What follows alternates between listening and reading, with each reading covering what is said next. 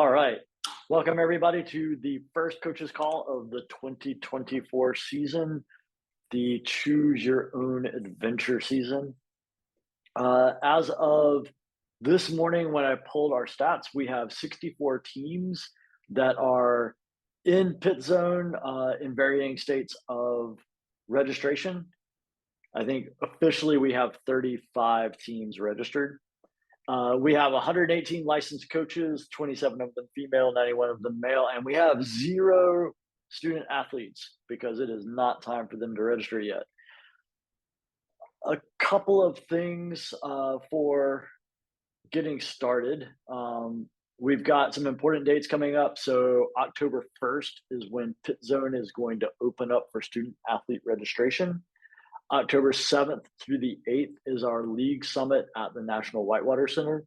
And October 15th is when preseason will begin. So notice that there is a 2-week window there where student athletes are getting registered, but there is no preseason. So there are no team activities at that point.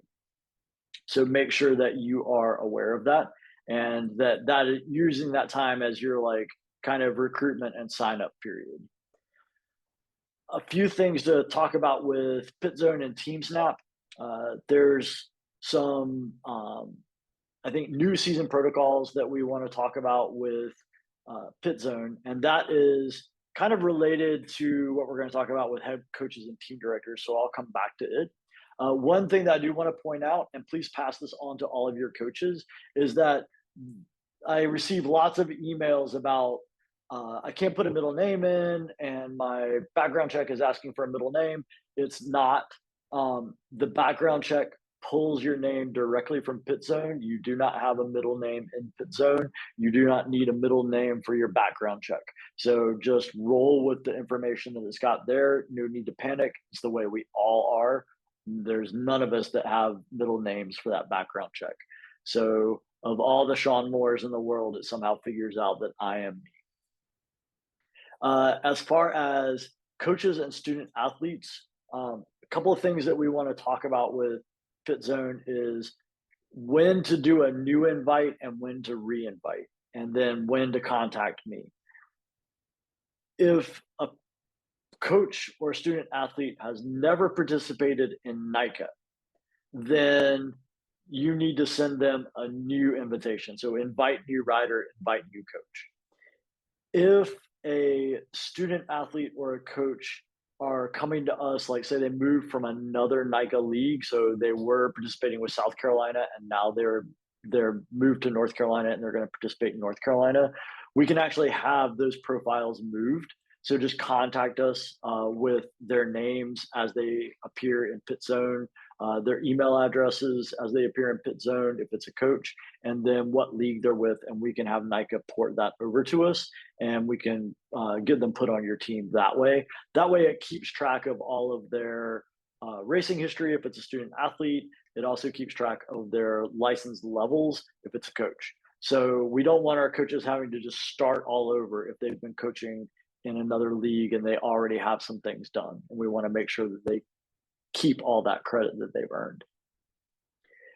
If you have a student athlete that is going to be moving to another team, say you have an 8th grader last year who is now in high school, you can contact us and let us know who goes where, and we will get them shifted to the new team. Don't send new invitations for that. So in those instances, we really want you to be mindful of not sending new invitations. And a lot of times, if you send a new invitation to a student athlete that's already in the system, it'll tell you you can't do it under that email address, and that's why. So a past student that becomes a coach, is this new or port? All right, that's a great question. I'm glad you brought that up. So what we have to do actually is if they are utilizing the email address that they put in their PitZone profile, and so it will come back and say this email address is already in use, then what we have to do is we have to contact National to actually move them from the student athlete bucket of accounts to the coach eligible bucket of accounts. And we get this kind of routinely, and so we just contact them, let them know, and port them over. There's also a help desk that you can put that request in yourself. Say, hey, this person was a student athlete last year, and they're coming back as a coach now that they've graduated, and they'll do that. They'll do that for you as well. Do it through the help desk and not emailing Julia Lawrence directly. The help desk is set up so that like whoever has time can grab those jobs and get them done quickly. All right. Any other questions about sort of like the sign up procedures for student athletes and coaches in PitZone? All right, great. The other thing that I need you to go through and do is those coaches that are not returning. So, like, I just sent a message out on TeamSnap to my team and said, "Hey, who is going to be coming back as a coach and who is going to be unable?" And a couple of people reached out and said, "Hey, I've got a new job or work is too much. I'm not going to be able to commit to coaching this year." No problem. I deactivate them in my PitZone, and that way I don't see them. And they also help us kind of track your numbers correctly. Because sometimes I look at teams in PitZone and it says you've got 140 student athletes. And when I scroll through, like 20 of them are not grayed out. So 20 of them are active. So of your 140, 120 of them need to be deactivated and moved out of the way. And that way it makes your PitZone look a lot nicer. But it also, when it gives us statistics on your team, it doesn't look like you're way out of ratio with your level 2, level 3 to student athlete ratios. And that really helps a tremendous amount. And it'll help make your life a lot easier, kind of not having to weed through all of that data. If you deactivate someone and they decide, hey, I do want to do this, I've got some time, just contact me and I can reactivate that coach. Not a problem. I can reactivate the student athlete as well. So if you have a student athlete who's sort of like, hey, cars are kind of fun and I think I'm going to just be a teenager with a driver's license for a while. And they're like, oh, I missed my bike. Like if you deactivated them, just let me know and I can reactivate them back onto your team. Not an issue at all. All right. So those things. And then the last but not least is when we start getting into the head coach and the team director parts of this. So there was a conversation we had, and we started to realize that maybe this was not as maybe well known as it needed to be. And that is that a head coach has to be present at all team practices. This is the fundamental role of the head coach. And I've linked to the document in PitZone that sort of outlines the roles and responsibilities of the head coach and team director. So your head coach present at, and the wording is most practices. And what that needs to be is a real commitment to be at practices. What we want to see you do is you can name an interim head coach to do the occasional practice. But if you're sort of like, I'm only going to be able to make it about like once a month, then that's really not a head coach role. That is more of a team director role where you are doing some stuff on the back end. So what we want to do is we want you to be like really making a kind of a self-inventory. Is this going to be the role that I can fulfill on my team? If the answer is yes, then what we want you to do is, by all means, you should be designated as the head coach, but there should be someone else on your team who is head coach eligible. And that means that they're a level 3 coach. That's the only person that can also serve as a head coach. We want you to also in PitZone designate them as a head coach as well, with the idea being that if you can't make it, that person then assumes the responsibility of head coach at that team practice or at races. So if you are unable to make a certain event because of other things that you have commitments to, then that interim head coach can now fulfill your role at a race event or an adventure event or whatever. But we need you to kind of give us a heads up like, hey, I'm not going to be present, but my interim head coach will be, and that will be fine with us. We just have to have that head coach in place at all of these events. With that being said, the team director is the one that can go in and edit those roles. And so I kind of want to show you that. And I don't know if everyone has ever seen like what team directors see in their pit zones. So I'm going to show you now if I can get my tab to load. There we go. So this is my team director pit zone. And so when I click on my active team, it gives all of my coaches and athletes in the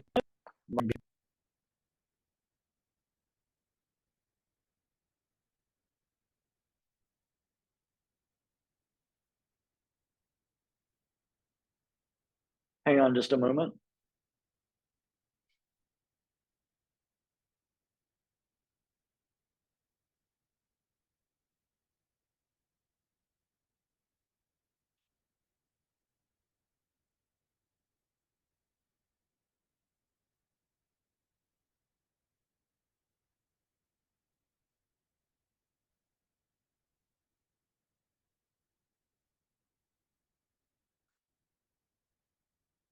So now you can see this, and you can see where I am designated as team director, head coach, and designated reporter.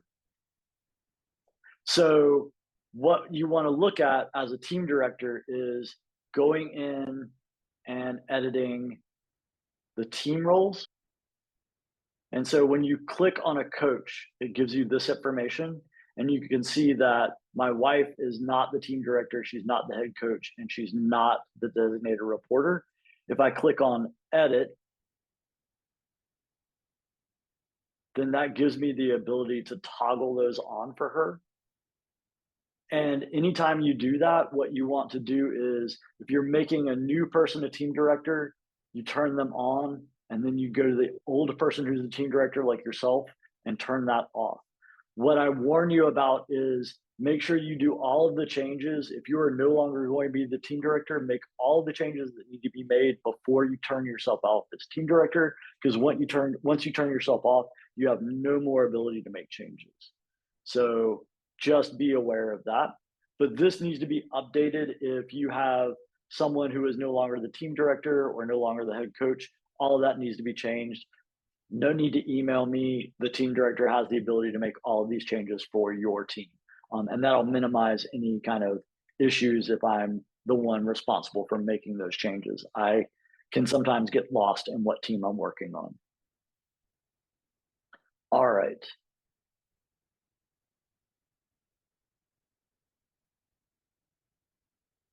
Close that stuff out.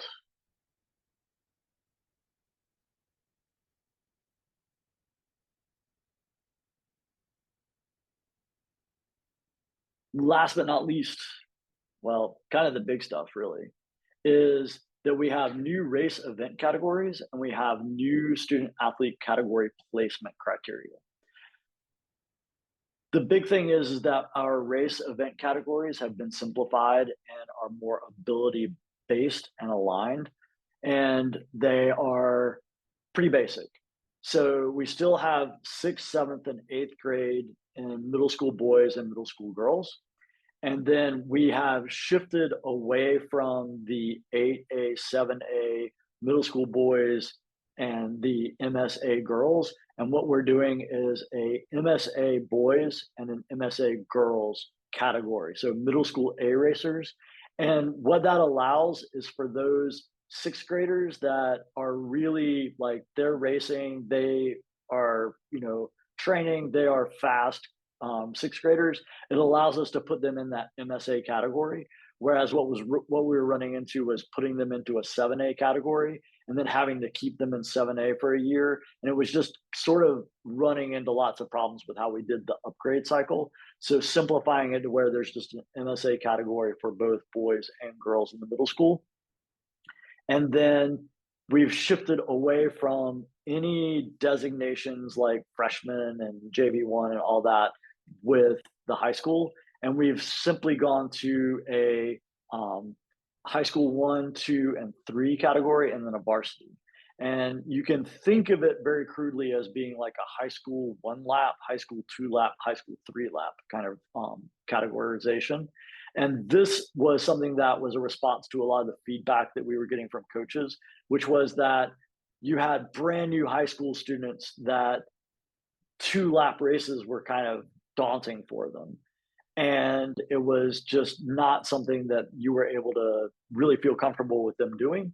And so this HS1 category allows that sort of new high school student athlete or a high school student athlete that maybe came from middle school and is still wanting to stay in that 1 lap race, like that's all they're really interested in, then we've got a place for them.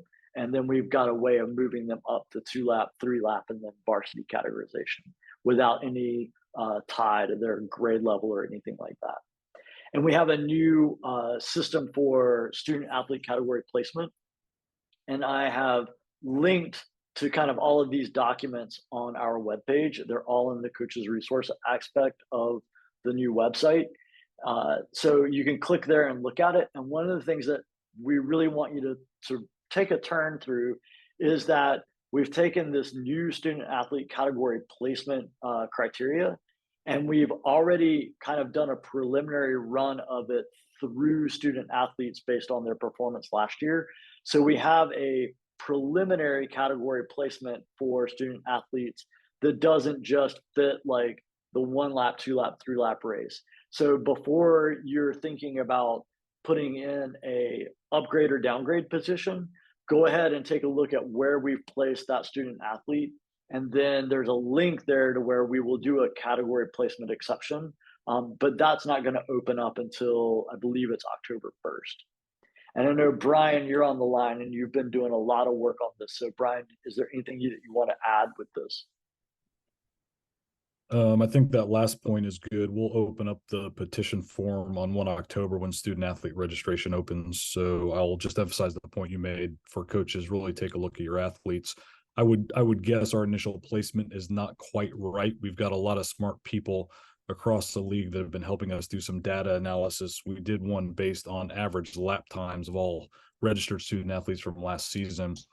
And we know there's going to be some adjustments. So just help us out with that. I would expect the category petition process this season to be a little more dialogue based, meaning we might ask some questions back to you about why you're recommending a move one way or the other. And so I think we're in a better spot with this ability based approach. I think the other thing, Sean, to mention to everyone is that first time high school student athletes will immediately go to the first category. So that high school 1, it's not freshman anymore. It's the lowest 1 lap, if you will, category. Initial high school, first time ever in NICA will go to that first category initially. And then you can make a petition if you've got some type of data, like they were racing JV2 in another state league before coming to us. So again, help us out, analyzing what we've got with these new categories. We didn't get it exactly right this first season, and we'll use this season to make adjustments for future seasons. So thanks, Sean. All right.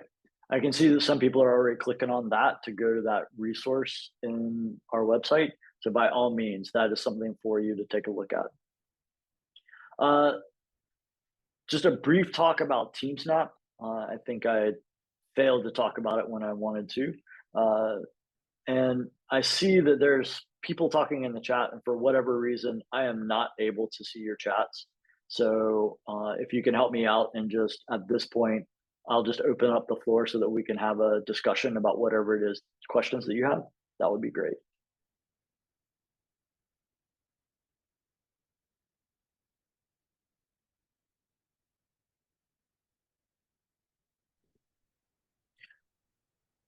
Sean, this is Josh Weaver at Cabarrus Cog Crushers. So you're saying Yes. Our first, like if you have a high school student who is first time in NICA, they're automatically placed in high school 1. But if you have kids that were like they've been in NICA and now they're in high school, they'll be placed like where they belong, basically. Yes, yeah. It's not like we just take every middle schooler and dump them into high school 1. That's not the intent at all. So okay, perfect. Thank you. Let me let me just jump in, Sean, and just everyone, it'd be really good if you click on your website link and pull up the chart and have that in front of you. The categories in kind of hierarchy order, starting with the lowest high school categories, high school 3, then it goes to high school 2, then it goes to high school 1, and then varsity. And so it's been said a couple different ways tonight. That is the hierarchy of our new category table. Thanks. All right. Other questions?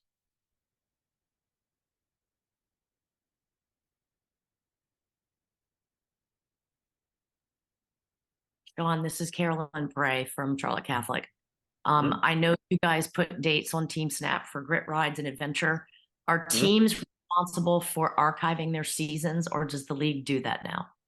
Ooh, that's a great question. So what we did was, rather than start a new season and archive the old season, which meant that you would pretty much be starting from ground zero, having to add all of your student athletes in, all we did was rename the existing season from 2023 to 2024, shifted the active dates from September 1st through to June, and just started rolling from there. So there's no need for you to archive unless you want to do that, but we're just keeping that season active. After doing a lot of research into what we wanted to do, it seemed like that was the best call if we were sticking with teams and contacts and all that kind of stuff. Otherwise, it was just going to be like starting from scratch, and I didn't want to do that to everybody. So we've just started adding those preseason dates, and we will be adding the race event dates after we make the announcement of that at the league summit. So league summit, you'll get the preview of all of those dates whenever you come, and then we'll publish them to TeamSnap after that. One thing to kind of be mindful of is what we'll be doing with the TeamSnap race event weekends is we will be putting in Saturday and Sunday. So I'll put Saturday in with the schedule of events and Sunday in with the race schedule. But at the beginning, it'll be very bare bones. So there's no need for you to go in and like duplicate that for your team. Like, we'll have all that information in there. Even if it's not there to begin with, we will be putting it all in. It'll include the links for them to navigate to the races and those sorts of things. All right. Other questions? I see some more chats, which I just see a number that is increasing, but I can't see the actual chats. So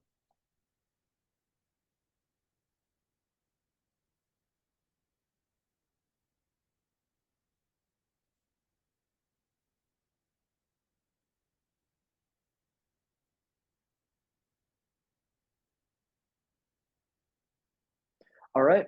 If we are making moves of student athletes from one team to another in PitZone, or coaches from one team to another in PitZone, let us know that. Let us know what needs to happen. And we'll also mirror that in TeamSnap so that we just move that coach to the new team, and then we can take them off of the old team. One of the things I need you to let me know, and a couple of people have already reached out to me, is if your team is kind of contracting. So like my team has contracted the school-based teams back into the county composite because like I don't have really hardly any kids racing in those school-based teams. So pulling them back into the county composite and then deactivating those teams in PitZone and also deactivating them in TeamSnap, just let me know. I can move the team removed in TeamSnap, and I can take care of that for you as well. If you have multiple teams, but you're only using one team to kind of do all of your communication. So when I had 4 teams, we would just run under one team's TeamSnap to make things easy. You can certainly do that, but I'd like to keep all those other teams active just so that the mirror between PitZone and TeamSnap stays the same. So that way I know if a team is in PitZone, it's also in TeamSnap. And that way in the future, if your team gets bigger and you start to kind of break off, then that's already set up and ready to go. Questions or concerns about that?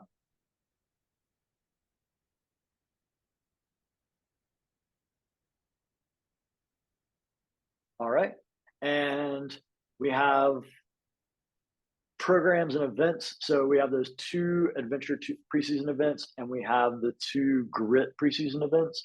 And Shell, do you want to give us a little bit of a overview of the adventure and grit registration process?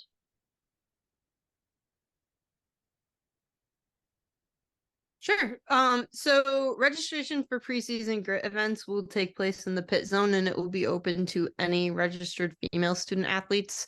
I will also send out information to any grit coaches that were designated on team proposals this season about that, and a sign-up sheet for any coach volunteers that are interested in attending to support adventure events. Information on how to sign your team up for those events went out in the last coaches communication. There is a form to sign your team up for one event. There's one at Whitewater Center and one at Browns Creek. They will be for returning student athletes only, unless you, as a head coach, request a league director exception to that for a first-year student athlete. That is not to make it exclusive intentionally to prevent anyone from attending and having fun. It is to make sure that if there is a team that has some brand new student athletes, possibly they haven't even had any practices with your team, you don't know their riding ability, that doesn't prevent your team from participating. And you can choose which student athletes you know can ride that course safely. So if you do have a first-year student athlete and you have firsthand experience as a head coach of their riding ability, or can provide race results that show that they have adequate experience in mountain biking to attend that event safely, you can make a request to Brian for an exception.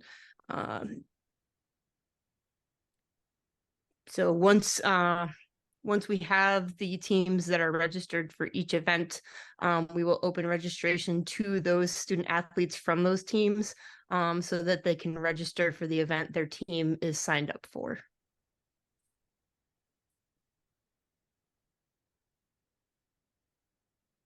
All right. So I'm kind of catching up on the chats. It looks like, let's see, we had a question about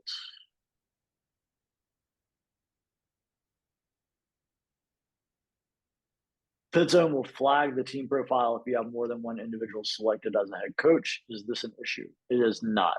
We have already communicated with NICA that we will be asking coaches or teams to flag 2 head coaches so that we understand who the interim head coach is, and we can make sure that they meet the requirements, and then we can do that for our purposes of internally knowing what's going on. How few athletes does a school-based team need to have to collapse back into the composite team? The rules on all of that are clear in the handbook as far as when kind of the splits happen for a composite team to start to look at breaking apart. The magic number is 12 for high school. Middle school doesn't fit that mold. But like my team, we're collapsing back because I think I have 2 high schoolers and maybe 4 or 5 middle schoolers. So that is realistically, that's when you start to collapse back. One of the things that we're asking you to do is to make sure that you clearly put, like what schools your team covers as far as a composite team. And then we're going to be looking at the schools that your student athletes attend and looking at how we sort of do some things in scoring to make sure that we are, with larger teams, kind of scoring them appropriately as schools rather than them having to wear like a school-based jersey. But if it's a large composite team, sort of like helping them move towards that school-based movement by simply doing some scoring shifts this year with events. All right, kind of catching up a little bit more with some of the coaches. So there was a question about what is a adventure coach, what is a grit coach, what's a TTC coach, that sort of thing. Those are just people on your team that are sort of the point of contact for those programs. And please don't, as a head coach, make yourself do all the things. like you're not going to be able to do all the things well. It's just sort of a fact of the way it works. And we want you to sort of find that person that they can sort of take this and take ownership of it, or it's their particular thing that they're interested in. So you may have some coaches who are not interested in racing, but they are interested in trail work. So that's like a TTC coach. Or you have that person who's they just like to ride. And so maybe that's your adventure coach that is going to be that point of contact and can work with the adventure committee to learn more about adventure events. So those are the things that we'd like to see you sort of like spread the wealth on your team and designate more people to do more things on your team. All right. That kind of brings my part of this to a close. So I'd like to open the floor up to everyone and just see if there's anything that anyone else would like to bring up or ask or discuss.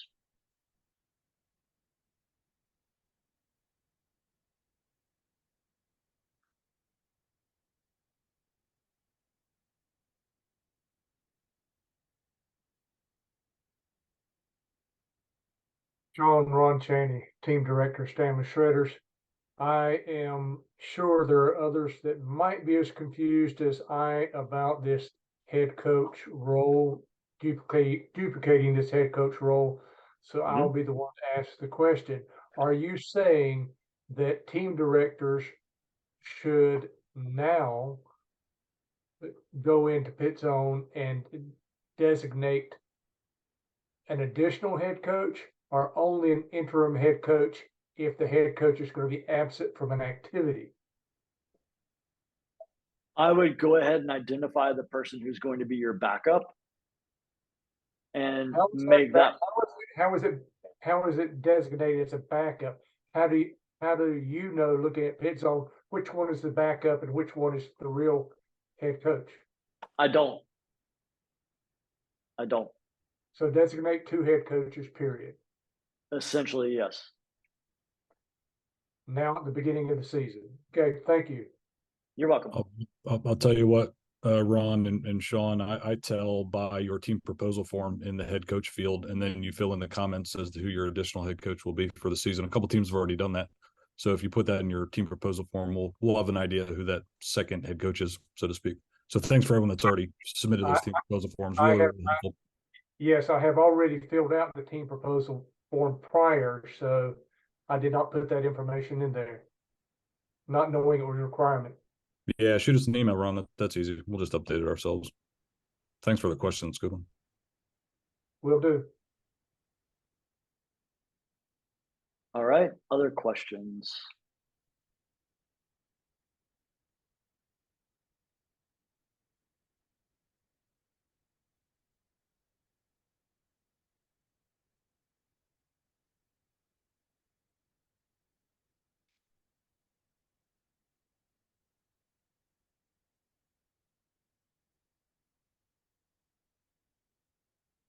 All right. We'll kind of give a little brief little kind of goodbye, but say this weekend we are doing our last WFA CPR OTBS 101 training weekend in Fayetteville. And we will be having an OTBS 101 for a new team that has come on board that will be in the Asheville area. Currently working on date, location. There, of course, will be limited seats because the team that we're holding it for will get first dibs on the 10 seats that are there.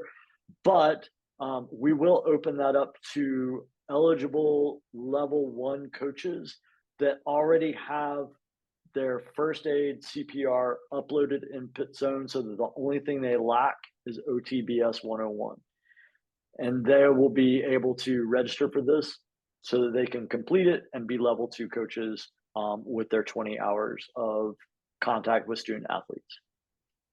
And if you have someone that you think is eligible for that, by all means, talk with them and make them aware that that is an upcoming thing. And then I will go through PitZone and basically just do a search for level 1 coaches with first aid without OTBS 101. And that will be the people that I send the invitations to register for the open seats that are in that course.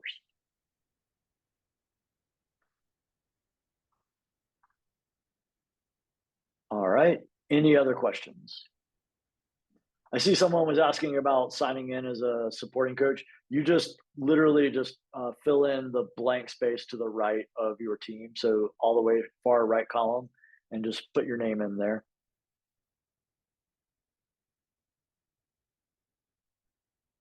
Excellent, everyone. Thank you for coming, and we will see you later. See you at Whitewater. Absolutely.